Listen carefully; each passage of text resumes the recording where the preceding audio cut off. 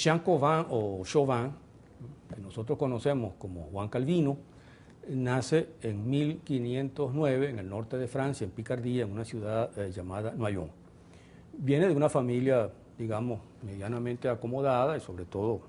con buena educación y sobre todo y además muy religiosa. Su primera vocación o su primer camino educativo va a ser el estudio de la teología y va a egresar de la Universidad de París con un diploma pues, de teólogo en 1523. Pero su padre también quiere que estudie abogacía, que estudie Derecho, y él es enviado luego a Orleans, y allí en 1529 egresa con un diploma pues, de abogado. Va a empezar a desarrollar pues, sus actividades en ambos campos, pero él prefiere la teología. Su verdadero interés está en la teología. En 1532 obtiene un doctorado prácticamente en teología y va a ejercer pues, la teología y a participar en esos debates calientes de esos años en que está marchando la Reforma y todo el conflicto entre protestantes y católicos en Europa, en el centro de Europa, y él va a empezar a inclinarse hacia las posiciones de Lutero, hacia las posiciones de la Reforma. Eso lo lleva a asumir posiciones como, por ejemplo, a negar la primacía de Roma, a negarle el derecho a la Iglesia Católica a hacer teología, porque lo único que tiene validez es la palabra que está escrita en la Biblia, tanto en el Antiguo como en el Nuevo Testamento, y sobre todo a plantear los temas que ya ha desarrollado Lutero, el tema de la gracia, es decir, que lo único que vale es la gracia divina que se recibe de Dios y que en ello no tiene nada que ver las buenas obras, sino adaptarse pues a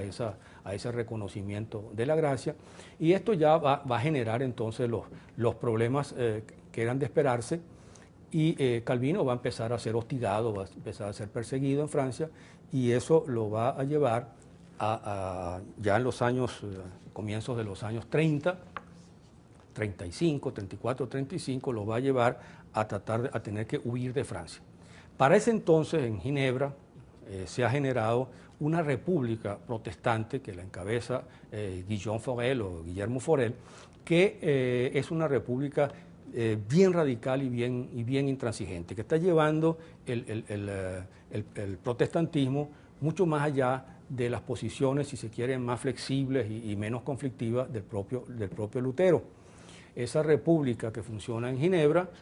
se va a fortalecer con la llegada de Calvino, que entonces es un personaje muy poco conocido, pero que inmediatamente va a cobrar importancia por su capacidad, por su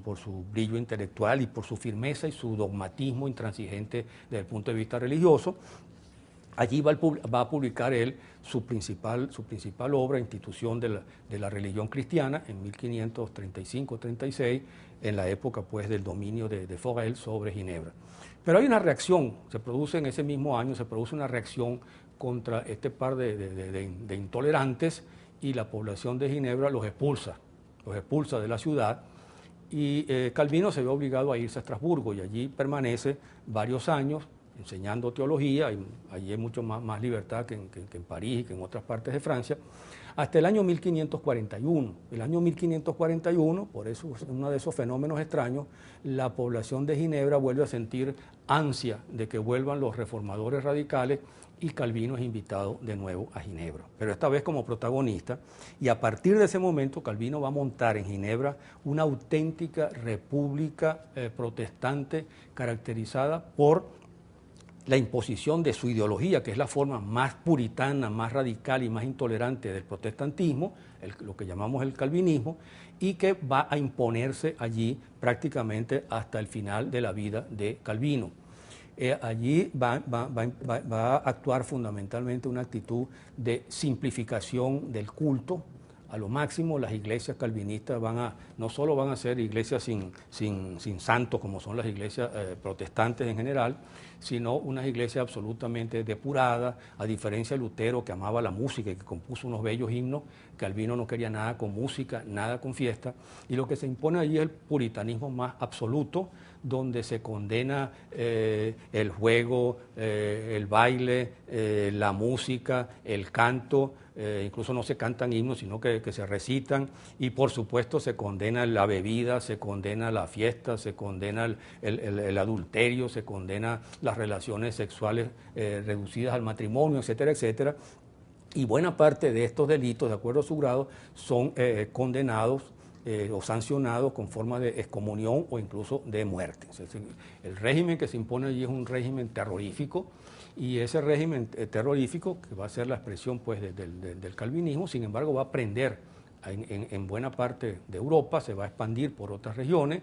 va a tener influencia en Alemania, va a tener influencia en Hungría, va a tener influencia en Austria, va a tener influencia también en Francia, donde va a surgir la corriente de los hugonotes, va a tener influencia en Escocia, donde va a surgir John Knox como otro predicador de corte calvinista, y en la Gran Bretaña, en Inglaterra, donde va a tener peso también el puritanismo. Todo esa va a ser entonces la expresión fundamental del calvinismo, que yo no tengo tiempo de analizar aquí, pero y que no es el tema de la efeméride, pero que sí vale la pena recordar que se insiste de una manera mucho más intransigente en la gracia, en la predestinación, y también en los signos que quienes tienen la gracia divina reciben de Dios para que sepan que son afortunados y no van a ir al infierno sino al cielo. Y entre esos signos está, por supuesto, el éxito comercial, la riqueza, cosa que ha permitido a sociólogos como Max Weber establecer en un famoso libro las relaciones posibles entre el calvinismo y el auge del capitalismo que se va desarrollando en esos mismos siglos. Calvino muere un día como hoy, de 1564, pero para terminar me gustaría citar rápidamente otro de los hechos importantes asociados con Calvino, que es que en medio de esa intolerancia que impone Calvino en Ginebra, Calvino va a ser el responsable del ajusticiamiento de un gran sabio español llamado Miguel Servet, que es quemado vivo por sus ideas y por sus críticas de la Trinidad y por sus críticas hechas al propio Calvino en Ginebra en octubre de 1553.